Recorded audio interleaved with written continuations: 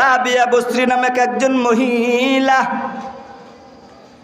কেমন ইবাদত গুজার। সে রাবিয়া আল্লাহ তাআলার ইবাদত কেমন ভাবে করছেন, সারা রাত আল্লাহ তাআলার ইবাদত করে কাটাইয়া দিত। সকালবেলা যখন হয় রাত ভর ইবাদত করিয়া আল্লাহর বান্দি ফজরের নামাজ আদায় করতেন, সুন্দর মতন কোরআন তেলাওয়াত করতেন। রাবিয়া বসরি এত ইবাদত গুজার ছিলেন। এই রাবিয়া বসরি যখন দুনিয়ায় ছিল, দুনিয়ায় থাকার পর এরে আম্মা জান ভালো করে শুনে নাও, রাবিয়া বসরি এমন ইবাদত করতেন, সপ্তাহে একদিন সুন্দর করে সেজে গুজে স্বামীর কিনারায় যায়া হাজির। স্বামীকে ডেকে বলে, ও আমার প্রাণের স্বামী, আমাকে কি তোমার প্রয়োজন আছে কি না? যদি প্রয়োজন থাকে তাহলে তোমার প্রয়োজন মিটাইয়া দাও, আর যদি তোমার প্রয়োজন না থাকে আমাকে ছেড়ে দাও। আমি মুসল্লা নিয়া আল্লাহর ইবাদতের মধ্যেই লেগে যাব। রাবিয়া বসরি কেমন আল্লাহর বান্দি, যায় নামাজ নিয়া আল্লাহর বান্দি নদীর মধ্যে যায় নামাজ বিছায়া দিয়া নামাজ আরম্ভ করে দিচ্ছেন। মানুষগুলা দেখে চিন্তায় মগ্ন হয়ে গেল, কেমন আল্লাহর ওলি নদীর মধ্যে যায় নামাজ বিছায়া নামাজ আরম্ভ করে দেয়। রাবিয়া বসরি যখন নাকি আস্তে আস্তে বয়স হয়ে যায়, হঠাৎ প্রাণের স্বামী একদিন দুনিয়া ছেড়ে অন্ধকার কবরে রওনা হয়ে গেল। ওই জামানার বড় কুতুবুল আলম হাসান বসরি রহমতুল্লাহ আলাই এই ঘটনা শুনছেন।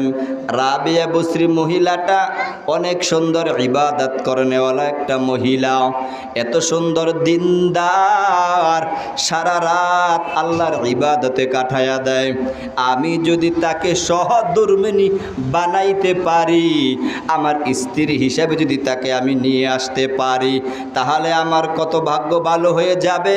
আল্লাহর ওলি কুতুবুল আলম হাসান বসরি রহমতুল্লাহ আলাই ওই জামানার বড় কুতুব, সবচেয়ে বড় আল্লাহর ওলি, রাবিয়া বসরির বাড়ির মধ্যে যায় হাজির। ডেকে বলে, রাবিয়া আমি তোমার বাড়ির মধ্যে হাজির হয়ে গেলাম, আমি আসলাম তোমাকে বিবাহের প্রস্তাব দেওয়ার জন্য। তুমি যদি রাজি হয়ে যাও আমি তাহলে তোমাকে বিবাহ করে নিব।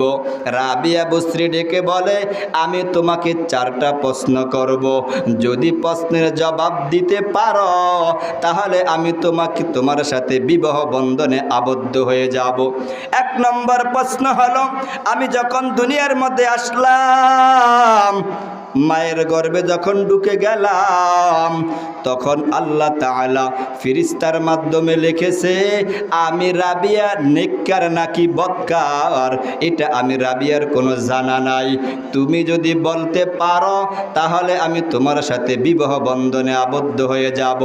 2 নম্বর প্রশ্ন হলো, কাল কিয়ামতের ময়দানে মানুষগুলা যখন হাজির, আল্লাহ তাআলা তখন মানুষের আমলনামা ডান হাতে দিবে, কাহারও আমলনামা আবার বাম হাতে দিয়ে দিবে।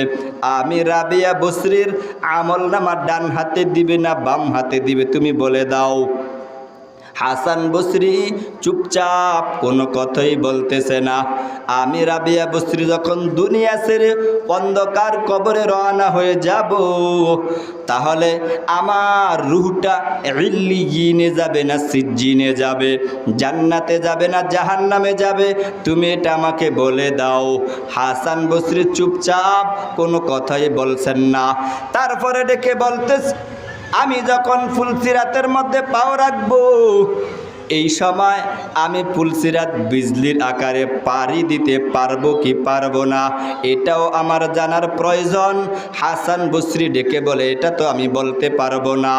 এরে হাসান বসরি, আমি জানি তুমি সবচেয়ে বড় কুতুবুল আলম, এই জামানার বড় আলেম, আলিম, অনেক বড় আল্লাহওয়ালা, কিন্তু আমি তোমাকে 4টা প্রশ্ন করলাম, 4 প্রশ্নের জবাব তোমার কাছ থেকে আমি পাইলাম না।